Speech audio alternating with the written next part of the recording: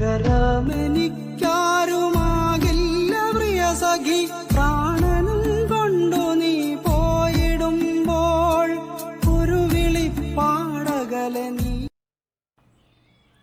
ഞാൻ ഇന്ന് നിങ്ങൾക്ക് നമ്മളെ തമിഴ്നാട്ടിൽ നിന്ന് കൊണ്ടുവന്ന പശുക്കളെയും എത്ര എണ്ണം കൊണ്ടുവന്നു, ഇപ്പോൾ അവരുടെ അവസ്ഥ, ഇതൊക്കെ ഞാൻ നിങ്ങൾക്ക് ഇന്ന് പറഞ്ഞുതരാം.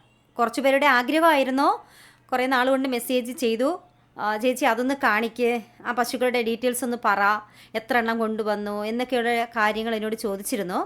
അപ്പോൾ നമുക്കിന്ന് അതിനെക്കുറിച്ചൊന്ന് പറയാം. ഞങ്ങൾ 4 പശുവാണ് ഞങ്ങൾ എടുത്തത്. ഞാൻ പറഞ്ഞല്ലോ, 2 പേര് ചേർന്നാണ് ഞങ്ങൾ പോയത്.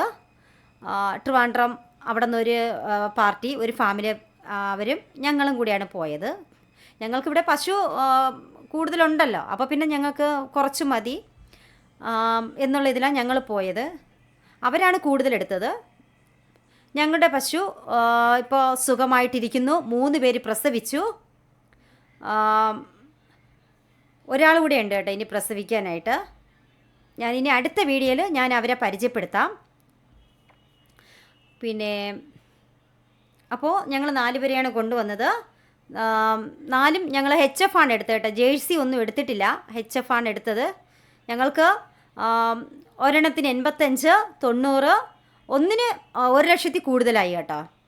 ബാക്കി എല്ലാവരും ഒരു 90-നകത്ത്, 95-നൊക്കെ അകത്തേ ആയിട്ടുള്ളൂ.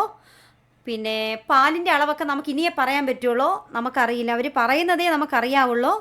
പാല് നമുക്കിനി ഇപ്പം 3 പേര് പ്രസവിച്ചു, ഒരു കടിഞ്ഞൂലാണ്, 2 പേര് 2ാം പേരാണ്.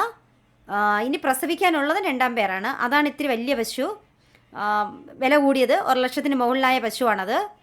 അവളിനി പ്രസവിക്കാനുണ്ട്. ബാക്കി എല്ലാവരും സുഖമായിട്ടിരിക്കുന്നു. 2 പേർക്ക് തൈലേറിയുണ്ട് കേട്ടോ. ഞങ്ങൾ ടെസ്റ്റ് ചെയ്തു, തൈലേറിയുണ്ട്.